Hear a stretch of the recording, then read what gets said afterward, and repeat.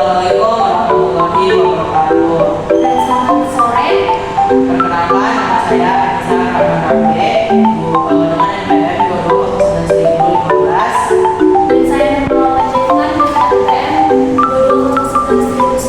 2011-2097.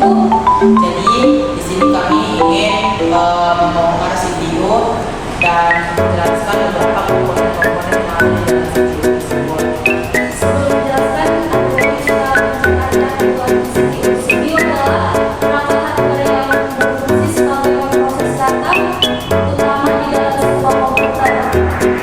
Jadi sebelum membahas tersebut, kami memiliki beberapa objek yang akan membuka CPU tersebut seperti ini.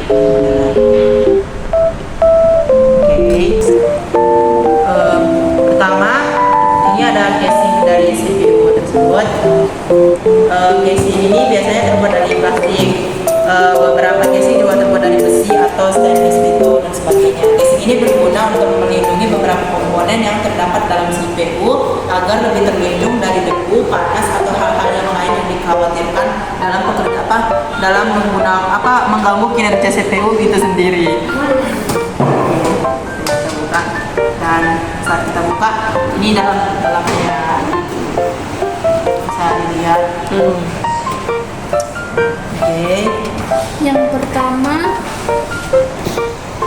Ada motherboard. Motherboard itu ini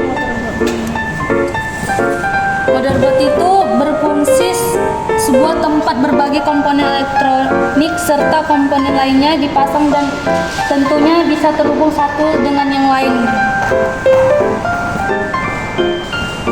Ini pengertian dari yang tadi yang saya bacakan. Dan lalu ada kipas prosesor. Ini dia kipasnya. Lalu ini kipas prosesor.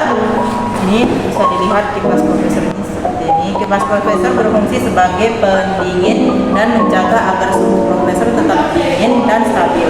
Hal ini bertujuan agar perangkat prosesor tidak dapat tekan overheat maupun rusak. Oke, selanjutnya. Dan ini namanya adalah RAM. RAM ini berfungsi sebagai menyimpan data-data yang terdapat dalam komputer. Dan selanjutnya Ada hard disk. Hard disk itu ini. Seperti ini hard disk.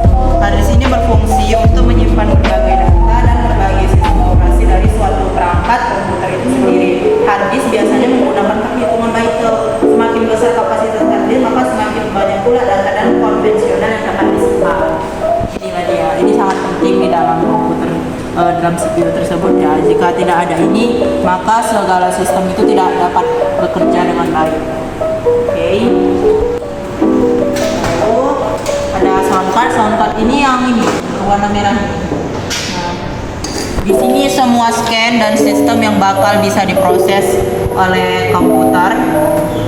Dan kalau kita sudah menyambungkan ke dalam komputer, itu bakal nge-scan-nya lewat sini. Semua terhubung itu ada di dalam sini, di dalam soundcard tersebut.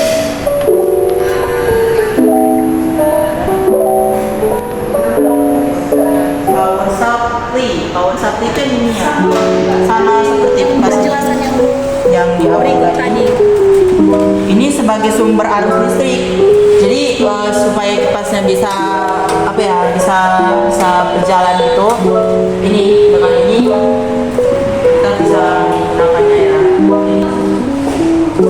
Lalu ini ada kabel inilah yang berfungsi untuk menghubungkan semua sistem yang ada di dalam CPU tersebut. Jadi kalau kita menghubungkan di dalam komputer, maka kabel inilah yang akan menghubungkan semuanya untuk terhubung ke dalam komputer tersebut. Dan di sini kan beberapa warnanya juga berbeda-beda Dan fungsinya juga berbeda-beda. ya.